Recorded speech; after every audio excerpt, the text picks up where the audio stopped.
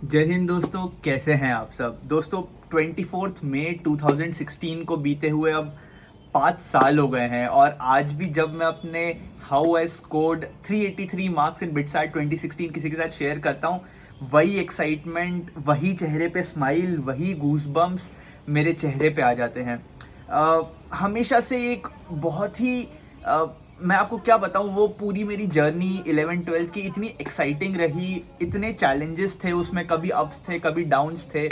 तो वही सारी चीज़ें मैं आज आप लोगों के साथ शेयर करने वाला हूं कि जब मेरी स्क्रीन पे 383 मार्क्स फ्लैश हुए, 2 मिनट के लिए मुझे समझ नहीं आया कि हो क्या रहा है। मतलब बस मैं स्क्रीन को देखता रहा और जैसे ही मुझे रियलाइज हुआ कि ओह, 383 मार्क्स इन बिटसाइट 2016, एक चेहरे पे स्माइल हो गई।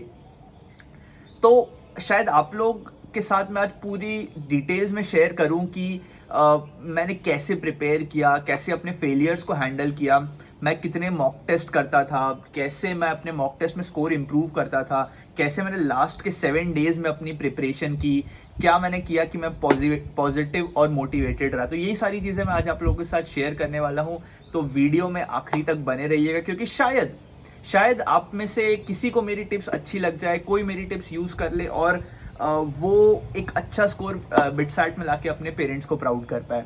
तो चलिए दोस्तों, शुरू करते हैं आज का वीडियो। दोस्तों लास्ट 7 डेज कभी भी जब किसी एग्जाम के बचे होते हैं, एक मन में डर आना इज कम्प्लीटली ओके। मतलब मैं ऐसा नहीं कहूँगा कि भाई आपकी कितनी भी अच्छी प्रिपरेशन हो, कैसा भी प्रिपरेशन हो, आपने बहुत अच्छा प्रिपेयर किया हो या बहुत एवरेज प्रिपेयर किया हो, तो भी मन में एक डर आता है कि यार पता नहीं मैं मेरे को जितना आता है मैं उतना परफॉर्म कर पाऊंगा कि नहीं कर पाऊंगा, कैसे ऐसा तो नहीं होगा मैं लास्ट मोमेंट पे सारे फॉर्मूले भूल जाऊंगा एग्जाम प्रेशर में।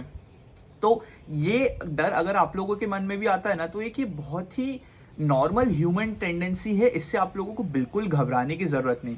अब मुद्दा ये आता है कि कैसे इस डर को कम से कम किया जाए, ताकि देखिए अगर आप अपने एग्जाम से फोकस हट के आपका डर पे फोकस जाएगा ना, तो ऑब्वियसली परफॉर्मेंस अफेक्ट होगी, ये बहुत ऑब्वियस ही बात है, राइट। तो कैसे अपने डर को लास्ट 7 डेज में ख़त्म किया जाए, ये मैं आप लोगों के साथ डिस्कस करने वाला हूँ। तो देखिए 2 साल में जितनी आपने मेहनत की है और आपने अच्छे से मेहनत की है, ईमानदारी से मेहनत की है, तो आप बिल्कुल चिंता मत करो, 7 डेज में भी आप कर ही लोगे। मतलब ऐसा कुछ 7 डेज में कुछ यूनिक नहीं हो जाएगा या आपको यूनिक कुछ करना भी नहीं है। जो किया है उसको और स्ट्रॉन्ग करना है, कुछ छोटी मोटी चीज़ें छूट गई हैं तो उसको कवर अप करना है और बस पॉजिटिव रहना है, ठीक है। तो लास्ट 7 डेज में देखिए कुछ बहुत बड़ा कुछ नया स्टार्ट नहीं करना है, बस अपने वही सारे फॉर्मूलेज, वही सारे कंसेप्ट, इंपॉर्टेंट क्वेश्चन जो आप लोगों ने अपनी कॉपी में स्टार मार्क कर रखे हैं वो रिवाइज करने हैं। फिर उसमें देखना है कि क्या ट्रिक लगी थी या फिर क्या आपने तरीका किया था ताकि उसका जल्दी आंसर आ गया था, या फिर इंपॉर्टेंट शॉर्ट नोट्स जो आपने बनाए हुए हैं वो रिवाइज करना है। ताकि देखिए बेसिक बेसिक हम 7 दिन में पिछले 2 साल की चीज़ें तो नहीं कर सकते, राइट, ऑब्वियसली। तो 7 दिन में हम लोगों को एक क्रिस्प मेन, देखिए एक और चीज़ की प्रायोरिटी ऑफ चैप्टर्स, आपको ये पता होना चाहिए भाई कि कौन सा चैप्टर ज़्यादा इंपॉर्टेंट है और कौन सा चैप्टर कम इंपॉर्टेंट है। जल्दी ही एक वीडियो उस पर भी आने वाली है कि कौन से चैप्टर्स सबसे ज़्यादा इंपॉर्टेंट है बिटसाइट के लिए। अब मुद्दा ये आता है कि हमको पता है किस प्रायोरिटी में हमको चैप्टर्स में चलो, और हमको ये भी पता है कि हमने कितनी अच्छे से प्रिपरेशन की हुई है उन चैप्टर्स की। तो अपने को उसी प्रायोरिटी में चैप्टर्स को रिवाइज करना है जिस प्रायोरिटी में बिटसैट में वो वेटेज रखते हैं, राइट। अगर मैं 7 दिन के लिए principle of mathematical induction revise करने बैठ जाऊँ, उसका कोई सेंस नहीं है। मुझे इंटीग्रेशन, मुझे डिफ्रेंसिएशन, मुझे एओडी, इन क्वेश्चंस को मैं जल्दी से जल्दी कैसे सॉल्व कर पाऊँ, इन पे ज़्यादा ध्यान देना, राइट। तो सबसे पहली टिप आप लोगों के लिए यही है कि जिस प्रायोरिटी में बिटसैट में कोई चैप्टर इंपॉर्टेंट है, उसी प्रायोरिटी में हमको रिवाइज करना है। अब रिवाइज करने के क्या तरीके हो सकते हैं, सबसे पहले थ्योरी, फिर स्टार मार्क क्वेश्चंस और फिर आर्काइव्स, ठीक है। ये तरीके होते हैं कोई भी चैप्टर को रिवाइज करने के। तो आप लोगों का चैप्टर रिवाइज हो गया। अब बात आती है कि आपको लास्ट 7 दिन में मैंने कितने मॉक टेस्ट दिए थे, मैंने क्या किया था ऐसा। तो देखिए मेरा एडवांस 22 को था और बिटसैट 24 का था, तो मैं एक मिली जुली प्रिपरेशन कर रहा था। मतलब मैं स्पेसिफिकली किसी एग्जाम की तरफ इंक्लाइंड नहीं था। अब उस केस में मेरा डेली शेड्यूल क्या था, मैं आप लोगों के साथ डिस्कस करता हूँ। मैं 9 o'clock स्टार्ट करता था एक पेपर देना, ठीक है। वो एडवांस का भी हो सकता है, वो बिटसैट का भी हो सकता है, वो आप लोगों की प्रायोरिटी और आप लोगों के एग्जाम किस एग्ज़ाम के लिए ज़्यादा फोकस है उस पे डिपेंड करता है। तो मैं जैसे फॉर एग्ज़ाम्पल 9 ओ क्लॉक मैंने एक एडवांस का पेपर दिया, 12 ओ क्लॉक मेरा खत्म हुआ, 12 से 2 के बीच में मैंने नहाना, धोना, खाना खाना ये सब निपटा लिया, थोड़ा रेस्ट लेना ये निपटा लिया। फिर मैं 2 to 5 एक और पेपर देता हूँ। क्यों मैं ये कर रहा था, मैं क्यों और कोई टाइम चूज़ नहीं कर रहा था? भाई बिटसाइट भी मेरा 9 to 12 था और मेरा एडवांस भी 9 to 12 था। तो मुझे अपनी बॉडी को वैसे प्रिपेयर करना था ताकि मैं उस टाइम फ्रेम में, देखिए बायोलॉजिकल क्लॉक बहुत ज़्यादा इंपॉर्टेंट है यहाँ पे, मुझे ऐसे प्रिपेयर करना था ताकि मैं उस टाइम फ्रेम में अपना बेस्ट से बेस्ट दे पाऊँ, मेरी हाईएस्ट एफिशिएंसी 9 to 12 वाले स्लॉट में है। तो मैं पेपर्स भी उसी टाइम पे देता था ताकि मेरा दिमाग भी उसी तरीके से चलने लग जाए।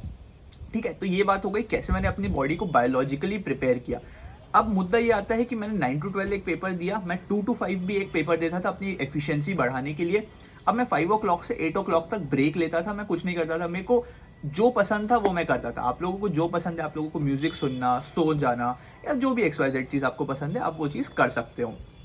ठीक है, 8 ओ क्लॉक अब मेरा काम क्या होता था भाई, लास्ट डेज में मैं कुछ ऐसे फैंसी तो नहीं कर जाऊंगा, राइट। 8 ओ क्लॉक में सबसे पहले 9 to 12 वाला पेपर उठाता था, उसमें देखता था मैंने गलतियां क्या की हैं, क्या यही गलतियां मेरे से बार बार रिपीट हो रही हैं या फिर कुछ फ्रेश गलतियां मैंने की जो मेरे को बहुत ऑब्वियस था, क्या मैंने किसी कंसेप्ट में टाइम ज़्यादा लिया, ये मैं एनालाइज करता था उस पेपर से। सेम चीज़ मैं करता था 2 to 5 वाले पेपर के लिए, इसके लिए मैं 8 to 9 का 1 घंटे का स्लॉट रख के रखता था। अब 9 to 1:30 मेरा क्या काम था कि मुझे ये एनालाइज, मतलब जो भी मैंने एनालिसिस किया है ना उन पेपर से, उसको मुझे ठीक करना है और वही कंसेप्ट रिवाइज करने हैं जो मैंने गलत किए, वो क्वेश्चंस वापस से प्रैक्टिस करके देखें। जो मेरे से क्वेश्चन गलत हो गए मुझे वापस से प्रैक्टिस करके देखने की कंसेप्ट के कारण मेरे से गलत हुए थे या टाइम के कारण मेरे से गलत हुए थे।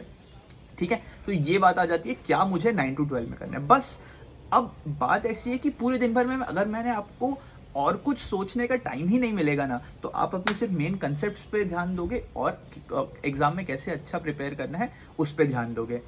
तो ये थी मेरी टिप्स। अब मैं आप लोगों के साथ एक्सपीरियंस शेयर करता हूँ कि यार जब on the day of bits exam paper start हुआ, केमिस्ट्री रिलेटिवली इजी था, मैंने 40-45 मिनट्स में वो केमिस्ट्री का पार्ट कर लिया। मेरा कॉन्फिडेंस यहाँ बहुत ज़्यादा बूस्टअप हो गया कि मैं फिज़िक्स भी अच्छा कर पाया और मैं मैथ्स भी अच्छा कर पाया।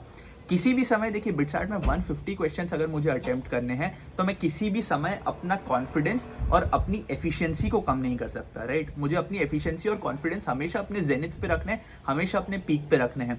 मैंने पिछले 7 दिन में जैसे प्रिपेयर किया वही मुझे परफॉर्म करना है। This is just another exam. आप अनड्यू प्रेशर अगर अपने आप पे नहीं लोगे इस एग्जाम के लिए तो डेफिनेटली अच्छा परफॉर्म करोगे।